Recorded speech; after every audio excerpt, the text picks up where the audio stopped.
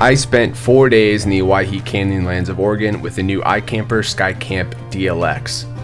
I had it in the wind, rain, and shine, and I really got to test out all of its new features. My name is David, and this is how I got off the grind. I am in the Owyhee Canyonlands of Oregon, one of my favorite places in the world, and this is the new iKamper Skycamp DLX. iKamper loaned it to me for this trip so I could check it out and kind of get my first impressions of it and see what their latest offering is. So while we're here, I wanted to give you a kind of a first look at it and my first impressions of the tent and see if it's something you may be interested in. So the Skycamp DLX is the Skycamp 3.0 with a little bit of added features to it. Some of the things you'll get with the DLX is interior and exterior lighting. You get a cork-lined floorboard and you get an RTT comfort mattress as standard. So I'll go over each of those in a little bit more detail, but I wanted to cover my kind of impressions of the 3.0 because this is my first time actually using the 3.0. I had a Skycamp 2.0, then I went to the BDV, and now I have the 3.0 for the first time. So there's a couple things that I've noticed in the 3.0 that I really like. One of the first thing I noticed was the locking straps that hold the tent down. They're so much better and easier to use than the 2.0s. So then you step in and there's a bag that holds all the rainfly poles. So it's right there at the top of the ladder, which is really nice. You don't have to crawl in and search around for something. It's just right there ready to go for when you set the tent up. And then you have the drawstrings on both side windows. So you can use them as rain flies, or you can just pull those drawstrings and cinch them up so they're out of the way, and then you just have full view of wherever you're at.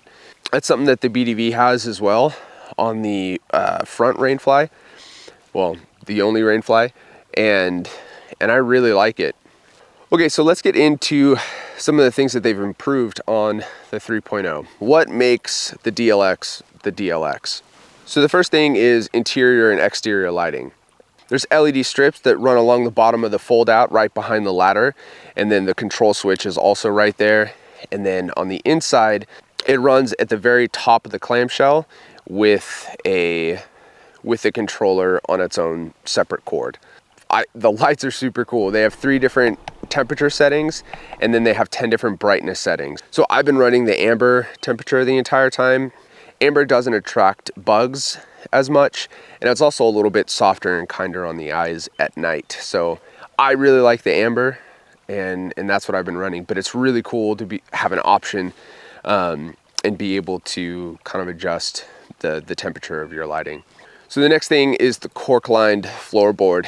If you've been in a Skycamp, you know that the aluminum panel can be really cold when you get up in the morning. That also means that that's a lot of heat lost through the floor.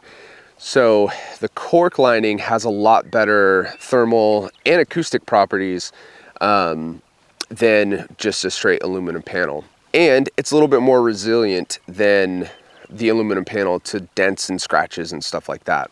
So the thermal properties, what I noticed was, as I kind of have to explain my sleeping setup before I tell you this. So I have the full-size Skycamp right now.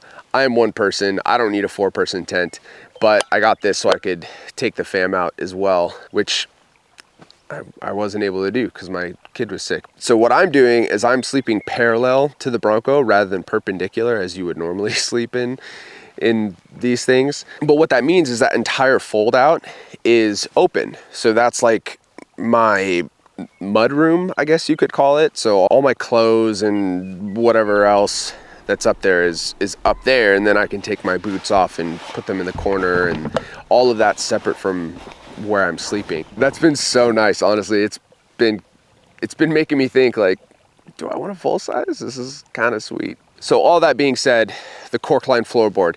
So that whole portion, that fold out portion, the way I have it set up right now is uncovered. Like it doesn't have a mattress on it or anything like that. So when I go to put my feet there in the morning to get dressed and stuff like that, that cork board is it's kind of like a neutral temperature. Like you don't notice it when you put your feet on the metal, on the aluminum. It's very cold, or if you touch it or whatever the case may be, it's very cold and you can feel that. So the fact that the cork is like, you don't really notice it. I think that speaks a lot to how much heat that's keeping in, just by simply adding that liner. So most people are going to have a mattress on top of that as well. Foam is an additional layer, but that's also where you sleep. So if you can keep the temperature at the floor as warm as possible while you're sleeping in these colder months, that's a lot better. And the cork does that really well from my experience. The other thing that cork does is absorb some of the moisture. So I've had 3 nights in the tent so far, and I have not had a single drop of condensation in that thing the entire time. My Skycamp 2.0, it was a condensation machine, but this one, the BDV actually doesn't have any condensation either. But comparing Skycamp to Skycamp, so Skycamp 2.0 to Skycamp 3.0 DLX, there's no condensation in here. In fact, last night it was raining. This window over here was open and it allowed some of the rain to get in. I didn't really realize that till I crawled up and went to bed. But my mattress was wet and I had a pillow that got wet as well. Not like super wet, just a little damp, but nevertheless, I had wet items in the tent. When I woke up this morning, I still didn't have condensation and that stuff was dry. So I don't know if that's all down to the cork. I'm also one person sleeping in a 4-person tent, so that might have a lot to do with the lack of condensation. But from what I've experienced, I haven't noticed any condensation. Ooh, the sun's coming up. So the last kind of feature that they've added is this now comes with the RTT Comfort inflatable mattress. It is a massive improvement over the foam mattress. It also comes with the air up and air down inflator deflator. So it's pretty quick and easy to blow the thing up. It's about 4 inches thick. And it's so much more comfortable than the standard foam mattress. Another thing that's really cool about the RTT Comfort is when you wake up in the morning, you suck all that air out of it. So instead of a 4-inch mattress, it's now like 1.5 to 2 inches.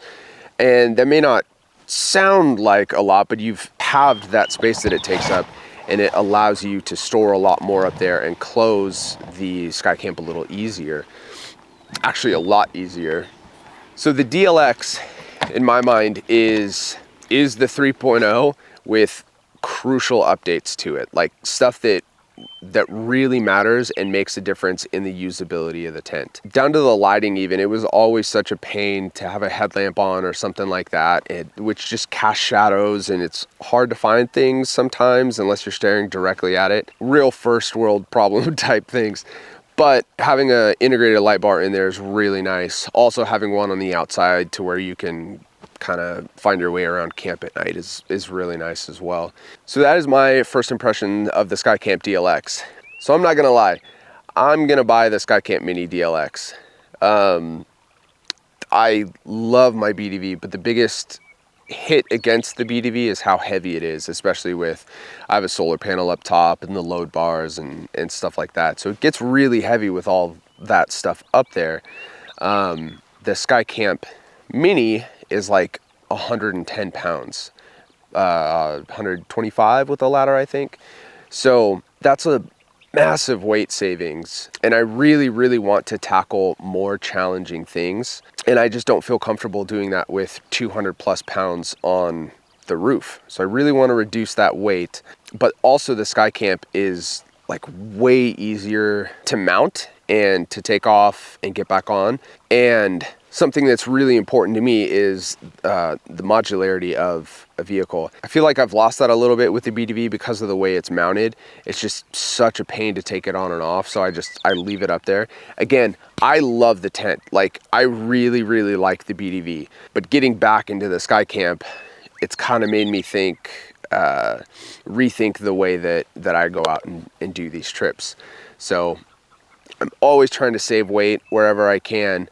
I'm always trying to keep the Bronco as modular as it can be because my setup changes very often. So I think for me, the Skycamp is a better fit. Although I will miss the BDV because it's been a really great tent. So what would you guys do? Would you keep the BDV?